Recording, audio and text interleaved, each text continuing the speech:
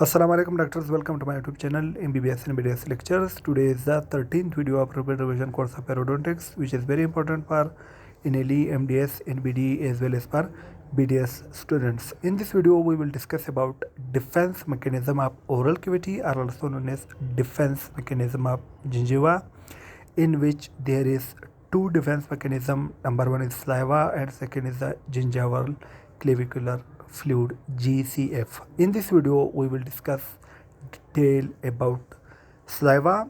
In next video we will discuss about GCF.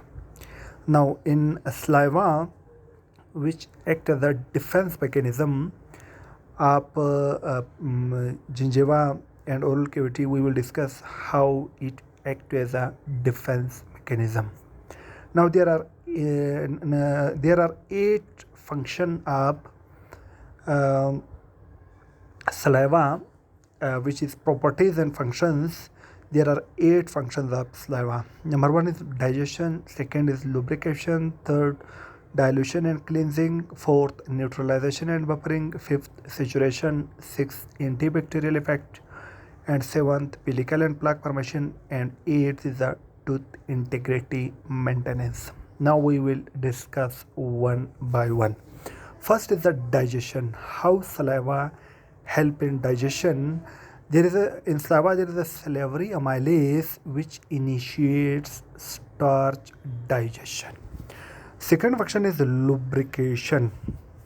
Saliva lubricate oral cavity, which help in speech especially. How they lubricate?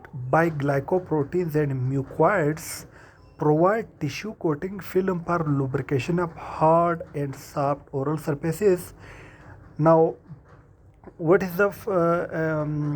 the advantages of lubrication? Help in speech mastication and swallowing, and for oral health and comfort. Help in bolus formation, a property which is due to the water and mucus glycoprotein. Now its lubrication action due to glycoprotein and mucoids. Its digestion is due to salivary amylase. Remember these important points. Now come to the third is the dilution and before dilution and cleansing there is a protection. How they protect? In protection by protection by glycoprotein and mucoids, protective covering for mucous membrane, barrier against irritant, acting directly on membrane like proteolytic and hydrolytic enzyme produced in the plaque. And next is the potential carcinogens like smoking, chemicals. There they do saliva do act as a protection. Next is the desiccation, mean in mouth breathing there is a in mouth breather, the marginal chronic gingivitis occur and caries occur here due to dryness due to mouth breathing, due to dryness of the gingiva. Here in desiccation they act as a they help in protection. Next is the dilution and cleansing action. In dilution and cleansing, because of physical flow and water content of saliva, it's a dilution and cleansing action due to because of physical flow and water content of saliva cause dilution of substance introduced in the mouth and their subsequent removal from oral cavity by swallowing or spitting. By swallowing or spitting they remove the substance from the mouth. Next is the neutralization and buffering action.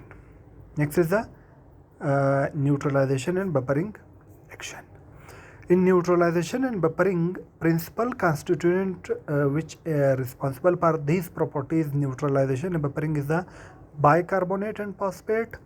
Protect the oral tissue against acid from food or from plaque, because bicarbonate will neutralize act as a buffer and neutralize the acid.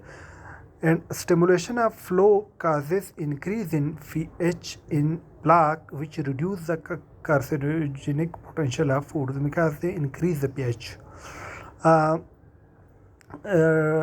Dilutes acid from foods are regurgitations. Mean in regurgitations, when our stomach acid come into the oral cavity, they dilute it, and also acid from foods, they dilutes the food. Next is the maintenance. Next function is the maintenance of tooth integrity. How they maintain the tooth integrity? Provide minerals for post-eruptive maturation. When tooth erupt in the oral cavity for maturation, they provide minerals like calcium, phosphate. Provide iron such as calcium and phosphate in sufficient amount to counteract tooth dissolution. If tooth dissolution occurs, they will counteract. Form a film of glycoprotein on the tooth, which is a pellicle that act as a diffusion barrier, thus preventing loss of tooth mineral. What are the advantages of pellicle? They prevent the loss of tooth mineral because they act as a diffusion barrier. Next is the saturation function, which is a remineralization. During the remineralization phase of the caries process responsible for growth of hydroxyapatite crystal. When demineralization occurs in our cavity, oral cavity, the saliva is responsible for remineralization due to calcium and phosphate. During the remineralization phase of the caries process responsible for growth of hydroxyapatite crystal, salivary calcium and phosphate are the source of mineral for calculus formation, source of fluoride for plaque, and for uptake into the carious lesion during de-remineralization. Next function is the antibacterial effects.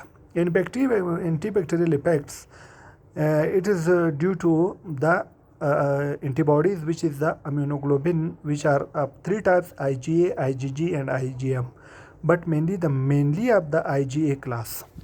If MCQs come, which type of antibodies are mainly present in the saliva? These are the IgA. The main class is IgA, but next IgG and IgM is also present, but important is IgA class. And its principal action is to aggregate specific bacteria and prevent their adhesion to the oral hard and soft tissue. And next is the bacterial lysis occur due to complement activation as a result of effect of IgG, because IgG activate the complement system, which may also opsonize bacteria to assist phagocytosis. Next is the lysozyme in saliva, which break up cell wall of susceptible bacteria, and it has more of general scavenger function. Next is the lactoferrin.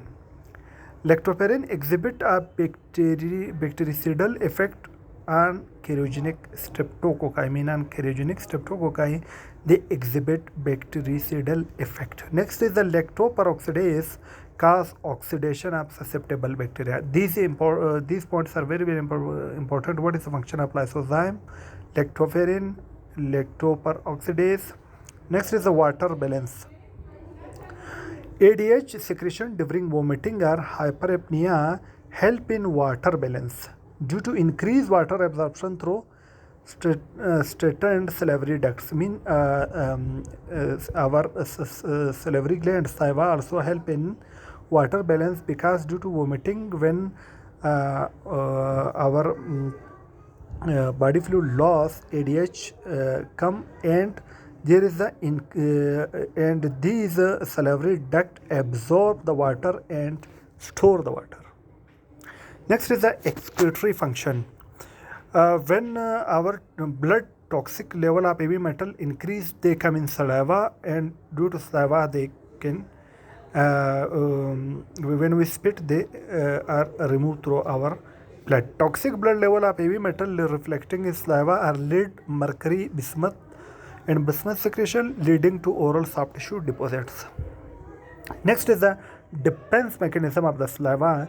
Saliva bathes the oral tissue, because they bath the oral tissue. Second, saliva contain immunoglobulin, immune cells, lipids, electrolytes, and protein, and therefore important to the host resistance to periodontal disease. This is all about saliva, which act as a defense mechanism of oral cavity or defense mechanism of gingiva. Now today our topic is complete. If you like my video, press the like button.